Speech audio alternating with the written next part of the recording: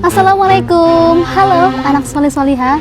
Jumpa lagi di Sirah Nabawiyah. Kali ini episode berapa ya? Ya, episode ke-12. Berarti kita sudah memasuki puasa hari ke-12. Bagaimana anak-anak? Masih semangat ya puasanya? Baiklah, kali ini Bu Vivi akan membawakan cerita yang berjudul Ujian Keimanan. Mau tahu kisahnya? Yuk langsung saja kita simak kisah kali ini.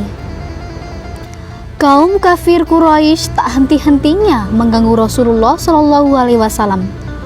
Mereka sering melempari kotoran ke depan rumah Rasulullah Shallallahu Alaihi Wasallam. Bahkan Uqobah bin Abi Mu'id pernah meletakkan kotoran unta di punggung Rasulullah Shallallahu Alaihi Wasallam saat beliau sedang sujud dalam sholat. Fatimah putri Rasulullah Shallallahu Alaihi Wasallam yang membersihkannya. Pernah juga Rasulullah Shallallahu Alaihi Wasallam pulang ke rumah dengan kepala penuh debu. Salah seorang putri beliau lalu mencuci wajah beliau sambil menangis. Rasulullah Shallallahu Alaihi Wasallam pun berkata, "Jangan menangis putriku, sesungguhnya Allah menjaga ayahmu." Para sahabat pun mengalami hal yang sama. Batu besar diletakkan di atas Bilal di padang pasir yang sangat panas. Salah satu yang meletakkannya adalah Umayyah bin Khalaf, majikan Bilal. Mereka memaksa agar Bilal menyebutkan nama-nama berhala, Lata dan Uzza. Lalu Bilal menolak dengan mengatakan, "Ahad, Ahad." Penderitaan Bilal baru berakhir setelah Abu Bakar lewat melihat penganiayaan itu. Abu Bakar kemudian memerdekakan Bilal. Yasir dan Sumayyah, ayahanda dan ibunda dari Ammar bin Yasir, bahkan meninggal karena dianiaya oleh Abu Jahal. Rasulullah Shallallahu Alaihi Wasallam dan para sahabat semakin kukuh dengan keimanannya. Pengikutnya pun semakin bertambah. Melihat hal itu, Abu Jahal dan kafir Quraisy lainnya semakin marah. Segala tuduhan diberikan kepada Rasulullah Shallallahu Alaihi Wasallam. Mereka mengatakan Rasulullah Shallallahu Alaihi Wasallam adalah pendusta, tukang sihir, penyair, bahkan orang gila. Padahal mereka semua mengakui bahwa Rasulullah Shallallahu Alaihi Wasallam sebenarnya tidaklah demikian.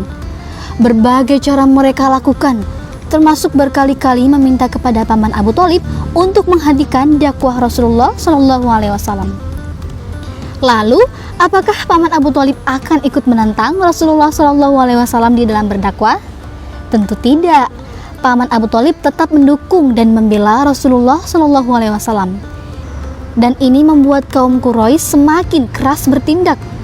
Umayyah bin Khalaf, majikannya menyiksa Bilal bin Rabah, langsung mengumpat dan mencela setiap kali melihat Rasulullah Shallallahu Alaihi Wasallam. Lalu Allah Subhanahu Wa Taala menurunkan surat Al-Humazah. Wailul likulli humazatil lumazah. Uqbah bin Mu'id bahkan sampai meludahi wajah Rasulullah Shallallahu Alaihi Wasallam atas perintah Ubay bin Khalaf, saudara Umayyah bin Khalaf. Gangguan dan penyiksaan terus berlangsung.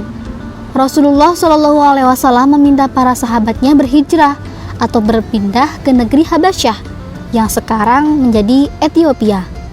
Tujuannya untuk menyelamatkan agama mereka. Habasyah dipimpin oleh Raja Najasyi. Meski beragama Nasrani, Najasyi adalah raja yang adil. Rombongan para sahabat terdiri dari 12 orang laki-laki dan 4 orang wanita. Mereka dipimpin oleh Utsman bin Affan yang dinampingi oleh istri beliau, Ruqayyah. Ruqayyah sendiri adalah putri Rasulullah Shallallahu Alaihi Wasallam ya. Dan ini adalah hijrah pertama dalam Islam. Anak-anakku, bagaimana kisah kali ini? Iya, ternyata sangat besar ya ujian Rasulullah Shallallahu Alaihi Wasallam dalam menyerukan agama Islam. Bahkan Rasulullah sendiri sampai berhijrah demi menyelamatkan agamanya. Masya Allah, sungguh mulia ya baginda kita. Anak-anakku, sekian dulu kisah kali ini. Sampai jumpa di kisah berikutnya.